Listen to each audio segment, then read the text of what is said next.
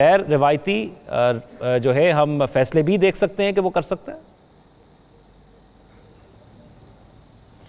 पिछला उनका टेन्योर हमने देखा, उसमें उन्होंने यही कुछ किया।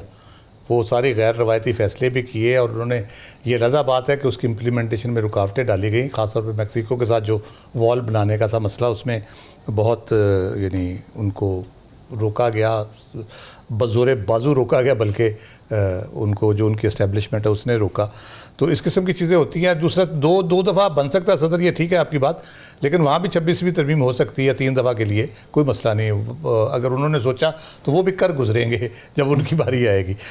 अच्छा, ट्रंप की जो है ना, बुनियादी तौर पे जो जितना भी उनका एजेंडा है वो एक तो एंटी वॉर है, जो एक हमने देखा कि उसको उनको वही चैलेंजेस है उनके उस वक्त अफ़गानिस्तान था, अब यूक्रेन भी है और फ़लस्तीन और गज़ा के भी मशरिक़ वस्ता की जो सूरत हाल चल रही है वो है उनका।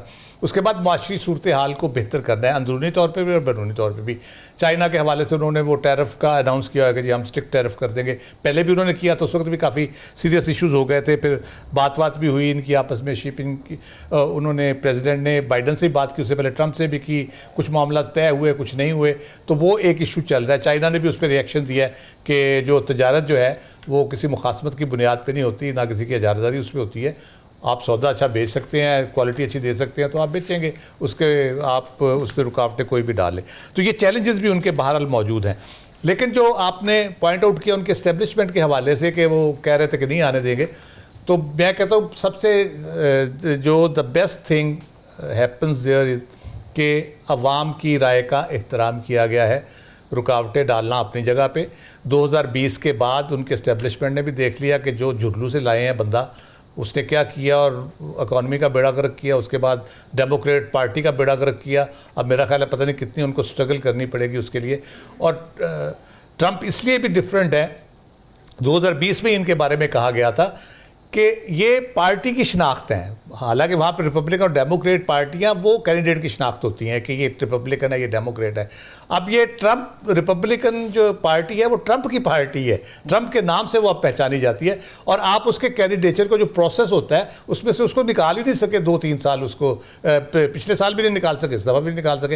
हालांकि उनका वो वोटिंग करके डेलीगेट निकाल सकते हैं, कैंडिडेट नया ला सकते हैं, लेकिन वो इतना मजबूत कैंडिडेट है। तीसरी चीज़ जो वहाँ पर हुई है, जो हमारे यहाँ भी बहुत ज़्यादा जो यूथ बल्ज हमारे यहाँ तो है ही है, वहाँ पे जो यंग वोटर्स हैं, नोएडा में मेरे दोस्त रहते हैं, उनसे मेरी बात हो रही थी इलेक्शन 2-3 दिन पहले, तो वो डेमोक्रेट की स्टेट समझी जाती थी, फिर स्विंग स्टेट हुई ट्रंप की वजह से। उसने मुझे कहा कि जी हमारे फैमिली पूरी और बाकी अजीज़ भी बहुत सारे डेमोक्रेट के ट्रेडिशनली हम वोटर हैं। कहता बच्चे नहीं हमारे काबू आ रहे, वो कह रहे हैं कि जी हम तो ट्रंप को वोट देंगे। वो कहते हैं सोशल मीडिया का इन्फ्लुएंस है, ये है वो है सारा।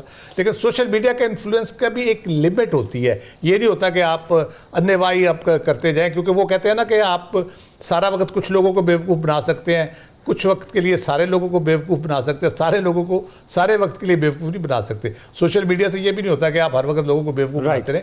यकीनन ट्रंप के हवाले से उनकी उम्मीदें हैं और वो चाहते हैं कुछ ना कुछ जो है ना। और दूसरा जो है उसमें जो सेकंड बेस्ट थिंग ये है कि जो डेमोक्रेट्स हैं उन्होंने तस्लीम किया है कि वाकई हमारी गलतियां भी थी, खराबियां भी थी, और उन्होंने इंट्रोस्पेक्शन की बात की है।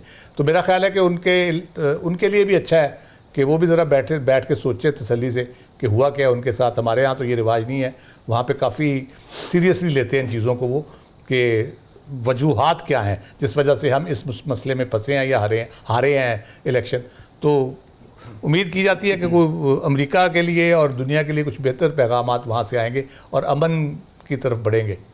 राव साहब, आपको भी लगता है कोई सरप्राइज इंतजार कर रहा है? क्योंकि जो जजेस पर अगर कोई भी पॉलिटिकल पार्टी का टैग लगाती है तो वो उनके फैसलों पर लगाती है। और अगर एक ही किस्म का केस माजी में हो, जिसका हमने 63 का केस देखा था कि अगर माजी में एक जज ने एक फैसला दिया हुआ है, नजरसानी में आएगा तो उसका फैसला तो वो ही रहेगा, वो तब्दील तो नहीं होगा अनटिल अनलेस कोई नए शवाहिद ना किए जाएं। दूसरी जानिब अवामी नुमाइंदे जो नेशनल असम्बली या सेनेट के अंदर मौजूद होते हैं, वो एटलीस्ट डिस्कस तो कर सकते हैं ना, कोई बिल आता है कि आवाम को पता लगे कि ये बिल क्या है। यकदम जो बिल आ जाते हैं उस पर लोग फिर तहफ़्फ़ुज़ात का इजहार करते हैं।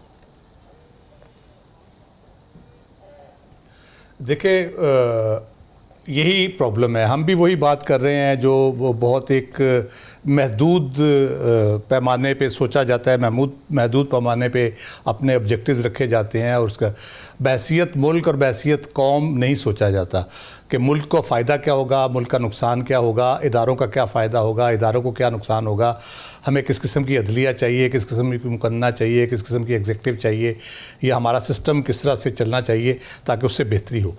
हम वो डंग टपाऊ वाला जो है ना 70-77 साल से अब डंग टपाऊ वाला काम कर रहे हैं। आज मेरी ज़रूरत है, मैंने ये कर लिया, कल किसी और की ज़रूरत होगी, वो इसको रिवर्स कर देगा या चेंज कर देगा। और ये हमारा कॉन्स्टिट्यूशन में प्रॉब्लम दर आया है। मैंने पहले भी एक दफ़ा जिक्र किया था, जो 8वीं तरमीम थी ना जनरल ज़ियाउल हक ने कराई थी, उस वक़्त वो हमारे दोस्त मरहूम बड़े सीनियर जर्नलिस्ट थे हज़रत सुहेल साहब, उन्होंने लिखा था उसके बारे में कि जनरल ज़ियाउल हक ने 8वीं तरमीम के ज़रिए आइन में ऐसे बिच्छू छोड़ दिए हैं जो कई दहाइयों तक जमहूरियत को डसते रहेंगे। तो ये जो बिच्छू छोड़ने की आदत है ना आइन के अंदर, तो ये जो लोग छोड़ते हैं उनको ये सोचना चाहिए कि वो उनको भी डसेगा। वो अगर बिच्छू है तो उसका काम ही डसना है। तो इसलिए जब आप पर्सन स्पेसिफिक कोई ऑब्जेक्टिव रख के करते हैं, किसी एक सर्टन माहौल के अंदर किसी एटीट्यूड को अनडू करने के लिए आप कुछ चीज़ें करते हैं, तो उसके नतायज इसी तरह से निकलते हैं। कोई मुझे अब ये बताएं, अभी जस्टिस जाहिया अफरीदी साहब चीफ जस्टिस बन चुके हैं, उन्होंने 2-3 स्टेप लिए हैं। 26वीं तरमीम से उसका कुछ लेना देना नहीं है। जैसे उन्होंने एटीसी के एग्जीक्यूटिव जजेस को बुलाया और उनको हौसला तसल्ली दी, उनकी कारकर्दगी देखी, उनको कहा जी आप फैसले करें इसके ऊपर। उन 6 जजों को बुलाया जिन्होंने ख़त लिखा था और उनको तसल्ली दी कि जी मैं बैठा हूँ, ठीक है, और आई श्योर यू कि ये नहीं होगा और हम इस मामले को देखेंगे, और जिस तरह से भी है और सुना है वो काफ़ी मुतमिन भी हैं। उसके बाद उन्होंने कल एक इजलास था जो कह लें उस पर जो माली मामलात के मुतल्लिक़ केसेस हैं, हुकूमत के पैसे फंसे हुए हैं या लोगों के पैसे फंसे हुए हैं, जो वो केसेस हैं वो अरसा दराज से पड़े हैं वहाँ पे। हालांकि आइन में लिखा हुआ 6 महीने से ज़्यादा माली मामले के ऊपर केस नहीं चल सकता, 6 महीने में डिसाइड करना है आपने उसको लाजमी। तो वो सारी चीज़ें, अब इससे 26वीं आईनी तरमीम का क्या ताल्लुक है? जब किसी ने काम करना हो, इख्तियारात इतने हैं कि वो किया जा सकता है।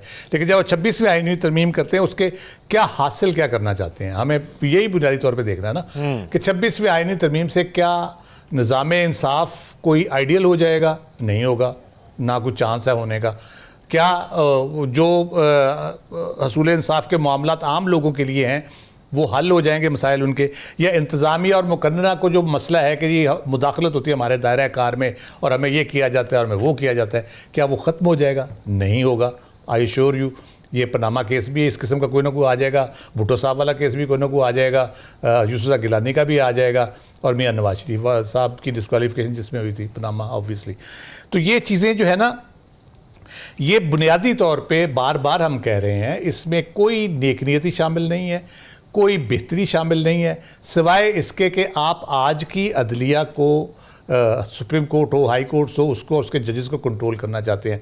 उनकी कारकर्दगी के हवाले से जब आप जायज़ा लेंगे, जब आप अपॉइंटमेंट के हवाले से जायज़ा लेंगे, तो ये कौन सी अपॉइंटमेंट इस किस्म की होती है जिसमें 10 बंदे बैठ जाएं, 6 कहें ये ठीक है, 4 कहें ठीक नहीं है, तो मेरिट तो गया, आपका मेरिट तो उस तरह से नहीं है।